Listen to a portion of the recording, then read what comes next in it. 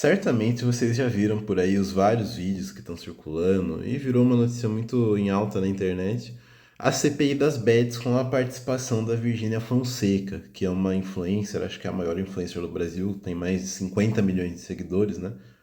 E isso a gente pode discutir vários pontos disso que aconteceu, então vem comigo que eu vou te explicar algumas coisinhas. A primeira coisa que me chamou muita atenção,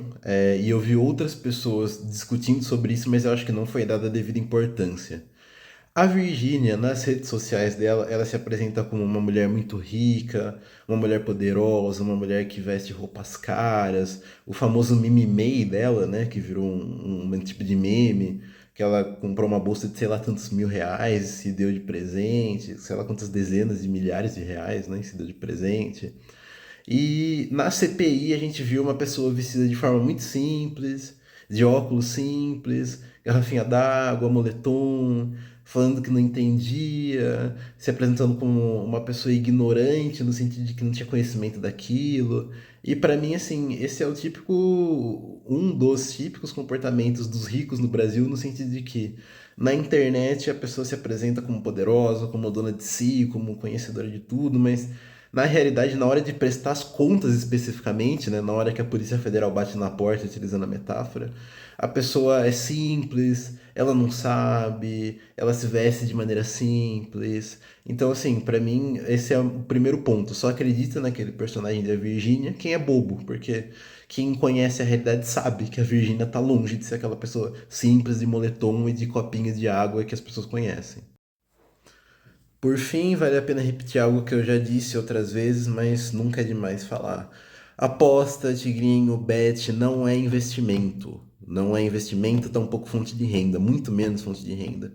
Esse tipo de coisa só serve para tirar o seu dinheiro, especialmente o dinheiro das famílias mais pobres. A Strategy E, que é uma consultoria que faz várias pesquisas relacionadas à economia, ela indica que o gasto com as postas já representa o equivalente a 76% das despesas da classe D e E destinadas a lazer e cultura, o que para mim já é um dado assustador, porque tigrinho tem a ver com qualquer coisa menos com lazer e cultura, mas as pessoas já estão reservando uma fatia do orçamento familiar delas, especialmente as pessoas mais pobres,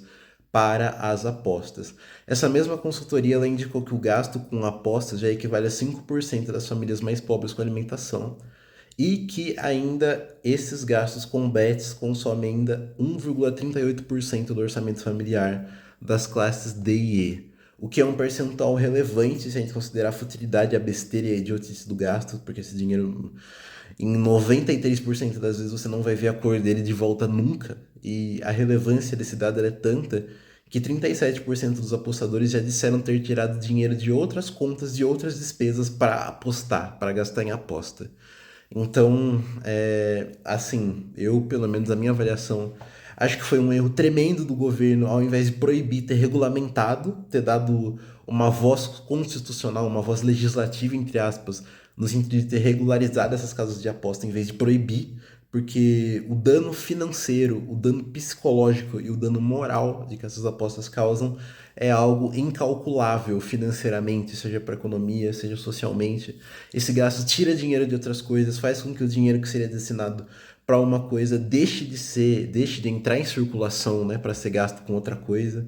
Então, os danos, assim, são absurdos de pessoas vendendo casa, de pessoa hipotecando sei lá o que, de gente com dívida com agiota por conta de tigrinho. Então,